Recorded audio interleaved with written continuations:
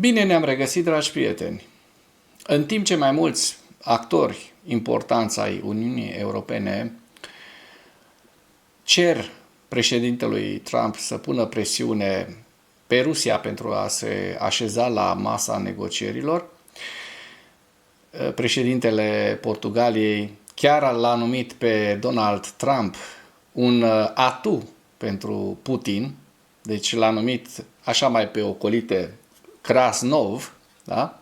Ceea ce vă spun eu de atâta timp, pentru că da, ăsta e adevărul, Trump l-a legitimat pe Putin, pe un criminal de război, s-a întâlnit cu el de la egal la egal, i-a fluturat aviația americană, bombardierele și avioanele F-22 Raptor pe sub nas unui criminal de război. Lucrurile acestea nu se pot uita, indiferent ce va face de acum înainte Trump. De asemenea, nu se mai pot uita și nu putem uita că Statele Unite ale Americii a lăsat Uniunea Europeană la greu cu toată cheltuiala care se face în acest moment în războiul din Ucraina. Ei trimit pachete militare, foarte bine că măcar atât fac, că le trimit și nu le-au oprit, dar sunt plătite cu banii noștri, banii europeni. Nu, nici măcar o lețcaie nu mai vine din Statele Unite ale Americii, așa că Statele Unite ale Americii în momentul de față profită la maxim de acest război prin vânzarea de armament, în timp ce Uniunea Europeană sărăcește. Și îmi pun atunci întrebarea dacă Donald Krasnov Trump chiar vrea să obțină această pace în Ucraina, pentru că acest război lui îi este benefic și pe plan intern. Am văzut că, și puteți verifica aceste lucruri, popularitatea lui Donald Trump a crescut foarte mult, este la maxim în acest moment. Da? Americanii îl iubesc pe Krasnov pentru că le aduce bani și nu mai plătește pentru un război de peste ocean. Uitând că fără Uniunea Europeană, Statele Unite ale Americii la un moment dat va deveni un stat. Un stat nu va mai fi acest imperiu care este în acest moment. Dar hai să nu fim răutăcioși, să ne bucurăm totuși de faptul că ucrainenii au reușit să disponibilizeze peste 20% din rafinăriile și din producția de petrol rusesc, iar subiectele principale ale analizei noastre de astăzi merg în acest sens. Ucraina atacă rafinăriile de petrol din ținutul Krasnodar și regiunea Samara. Vom vedea despre ce rafinării de petrol este vorba. De asemenea, știm că Ucraina a lovit o stație de pompare a petrolului din regiunea Briansk a Rusiei. Ambasadorul NATO spune că SUA oferă Ucrainei oportunități pentru atacuri mai profunde asupra Rusiei, un lucru foarte important pe care, așa cum știm, n-a fost posibil acest lucru pe vremea administrației Biden, dar să nu uităm cu bani europeni.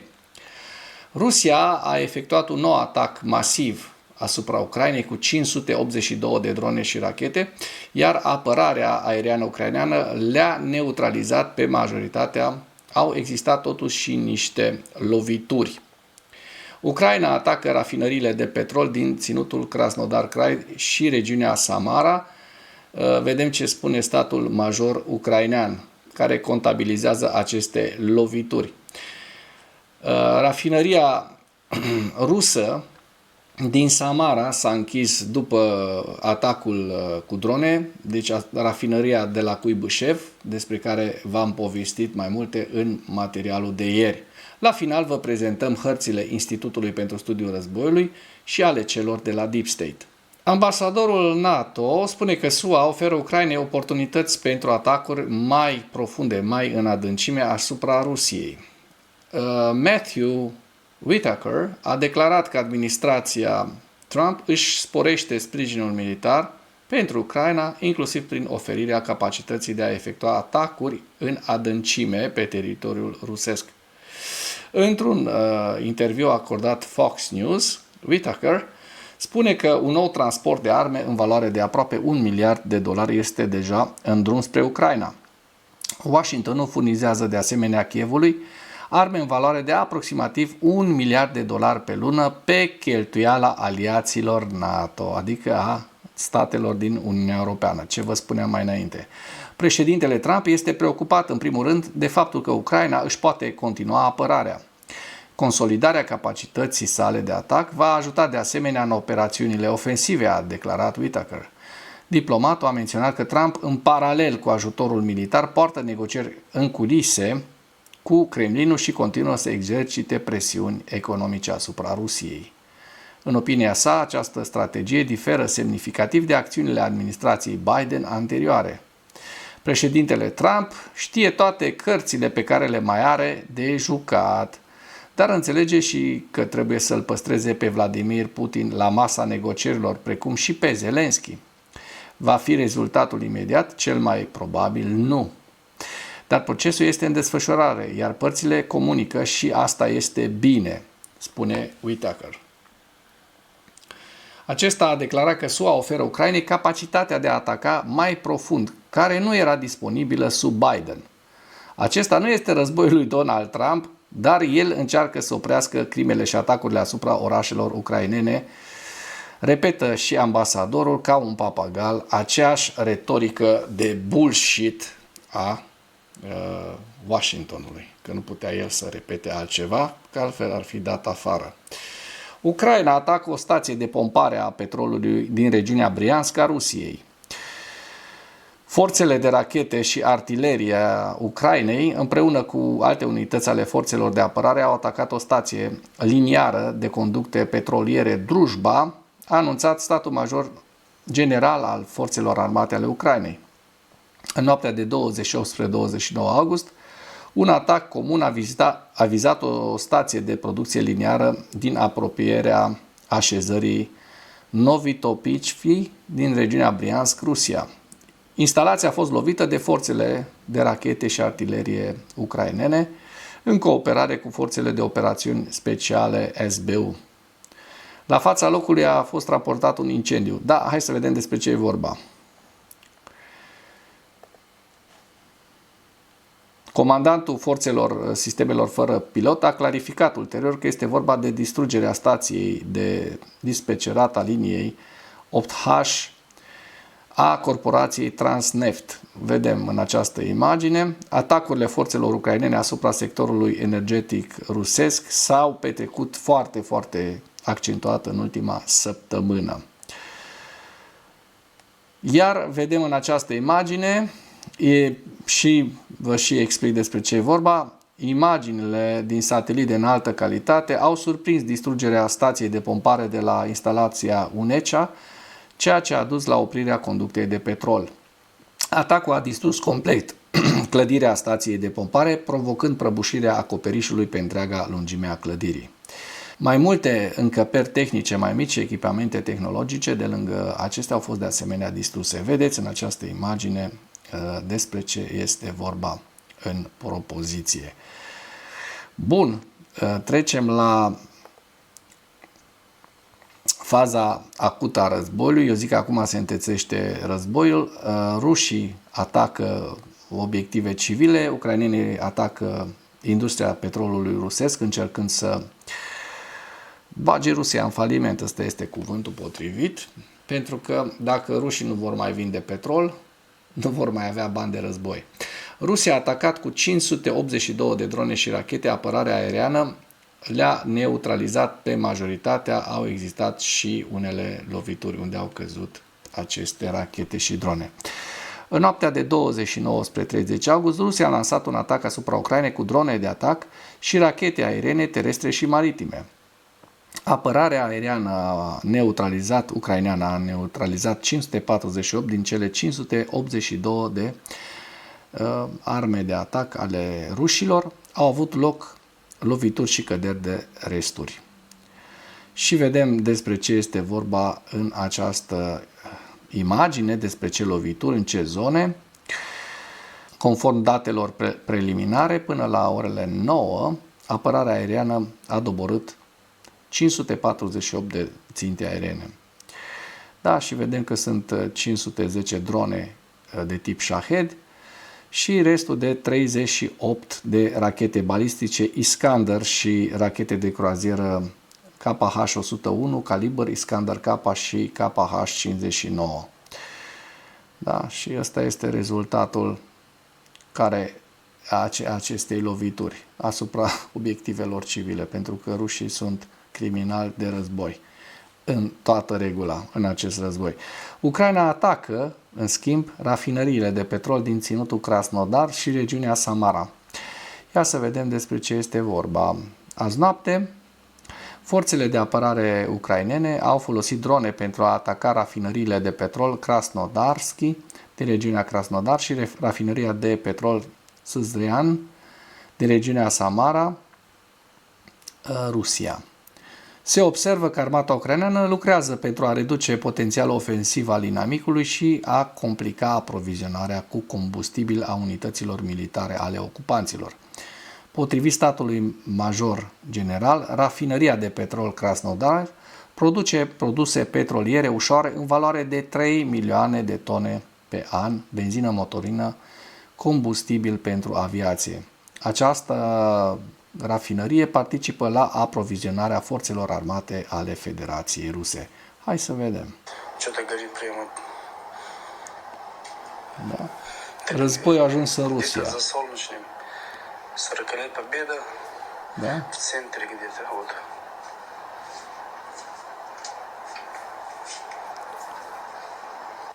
Bun. Hai să vedem imagini mai sugestive. Iată.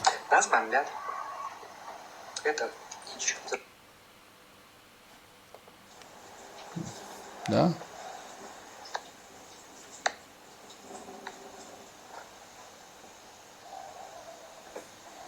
Ard rafinăriile precum torțe.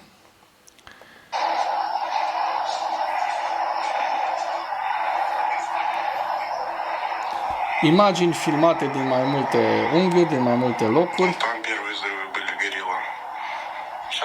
Mă mir că nu aud înjurături. Că până acum auzeam înjurături la toate aceste lovituri. Da?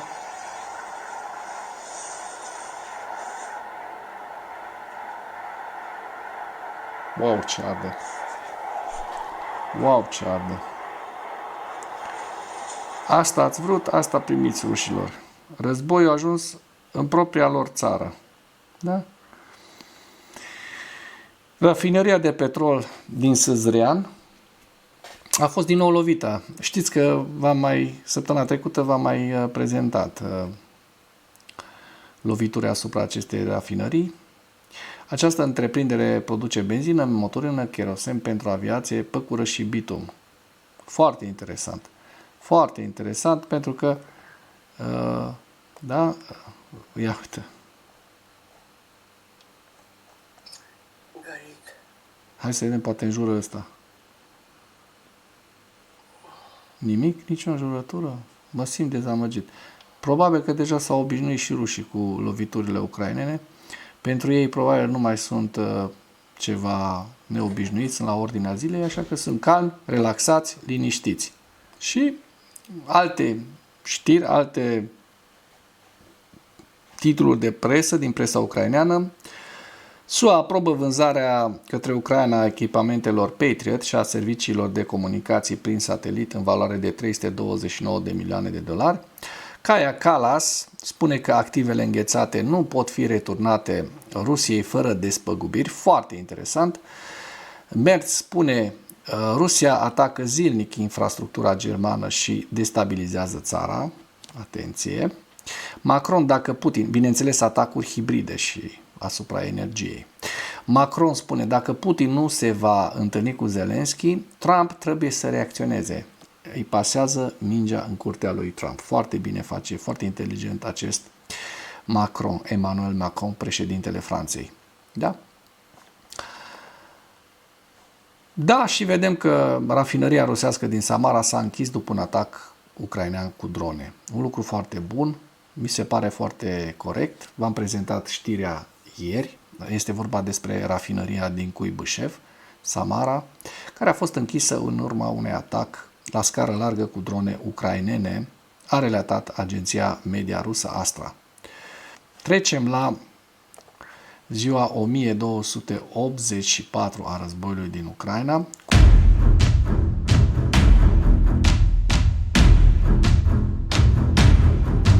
cu pierderile rusești.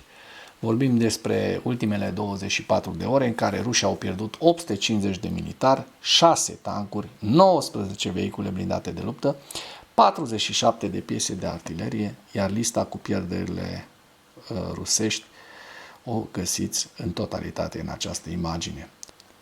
Și acum trecem la hărțile Deep State să vedem dacă au existat avansuri rusești în ultimele 24 de ore. Începem cu regiunea de sud și în principal cu Herson. Vedem că în Herson nu s-au întâmplat modificări, nu s-au produs modificări ale fronturilor și din câte văd eu aici, doar în zona centrală a Zaporojiei, da, vedem că rușii au avut un avans destul de consistent de aproximativ 3 km, 4 km pătrați, reușind să pătrundă în Comișuvaca, sper că am pronunțat corect. Da? Dacă mergem mai spre nord, spre Pokrovsk, vedem că la sud de Pokrovsk, rușii de asemenea au reușit un avans extrem de mic, îl evaluez așa undeva la 1 km jumate pătrat, la vest de Rodivka. Vedem că în continuare această zonă de nord, unde rușii acum câteva săptămâni spărseseră linia frontului către Cuceriv Iar, rămâne încă disputată. Aș fi vrut să văd că există albastru în aceste două zone, Cuceriv Iar și sudul Cucerivului Iar. Din păcate, vedem că încă pe hărțile Deep State nu apar modificări. Ceasov Iar rămâne de asemenea fără modificări ale fronturilor. Cupianscu, așa cum se poate observa, ucrainenii reușind să elibereze, iată, la nord de Mârne, vorbim despre o suprafață de aproximativ 2-3 km pătrați, da? I-au împins pe ruși dincolo de Mârne. Vedem aici pata aceasta cu albastru. Ne bucurăm să prezentăm și acest avans, chiar dacă este un avans minor și destul de nesemnificativ, totuși este un avans ucrainean. Iată că Vovceanscu rămâne intact și dacă dăm un ochi pe hărțile celor de la Deep State și pe nord înspre regiunea Sumă-Kursk, vedem că nu au existat modificări ale fronturilor în această zonă. Trecem la evaluarea campaniei ofensive rusești la data de 29 august în viziunea Institutului pentru Studiul Războiului. Se pare că Rusia a folosit summitul din Alaska din 15 august pentru a amâna, printre altele, o ofensivă planificată pentru toamna anului 2025. Ministrul rus al apărării Andrei Belousov a ținut un discurs important la Colegiul Ministerului Apărării rusesc. Pe 29 august, Belousov a oferit o actualizare cu privire la cele 10 direcții prioritare pentru Ministerul Rusesc al Apărării. Belousov a discutat de asemenea despre progresul Rusiei pe câmpul de luptă din Ucraina și a exagerat câștigurile Rusiei din ultimele săptămâni. Așa cum știm, comuniștii exagerează tot timpul producția mare la hectar. Da, ei au o producție foarte mare la hectar de pierdere. În Ucraina peste 1.080.000, așa cum v-ați văzut în materialul de astăzi, au ajuns rușii la o sumă foarte mare. Nu știu cât o să mai ducă, așa vom vedea. Contează foarte mult, eu zic, economic, cât mai rezistă. Dacă vor rezista economic, vor mai avansa așa câte 1 km, 2 pe zi, cu pierderi foarte mari. Belousov a indicat că Ministerul Rus al Apărării și-a schimbat prioritățile pentru a produce vehicule ușoare în locul vehiculelor blindate grele, reflectând tacticile rusești de pe câmpul de luptă din iarna 2024-2025. Acesta a declarat că Rusia continuă să se concentreze pe dezvoltarea forțelor sale de sisteme fără pilot și a capacității de producție de drone. Belousov a indicat că Ministerul Rus al Apărării își extinde eforturile de digitalizare a recrutării rusești, probabil ca parte a unor eforturi mai ample de a spori capacitatea administrativă a Rusiei de a gestiona procesele de recrutare și mobilizare. Forțele ucrainene continuă să atace activele militare rusești și infrastructura energetică din Rusia și Ucraina ocupată. Și am văzut imagini ale armatei ucrainene sau ale celor de la GUR care ne prezintă aceste lucruri. Campania continuă de atacuri ale Ucrainei împotriva infrastructurii petroliere rusești continuă să contribuie la deficitul de benzină din Rusia. Am văzut cozile și sperăm să rămână oamenii fără benzină în Rusia, pentru că poate așa se vor trezi. Reprezentanții SUA și Ucraina s-au întâlnit la New York pe 29 august și au reafirmat disponibilitatea Ucrainei pentru negocieri de pace cu Rusia, inclusiv la nivel de șef de stat. Departamentul de stat al SUA a aprobat 3 vânzări militare externe de muniție pentru aviație, servicii Starlink și suport pentru sistemul de apărare aeriană Patriot către Ucraina. Forțele ruse au executat recent 7 prizonieri de război lângă Miro-Lyubivka, regiunea Donetsk. Știm că rușii sunt niște criminali de război în războiul împotriva Ucrainei și vedem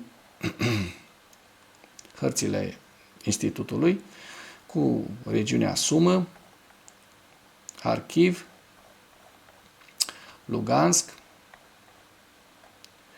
Svatove Kremina, Donetsk,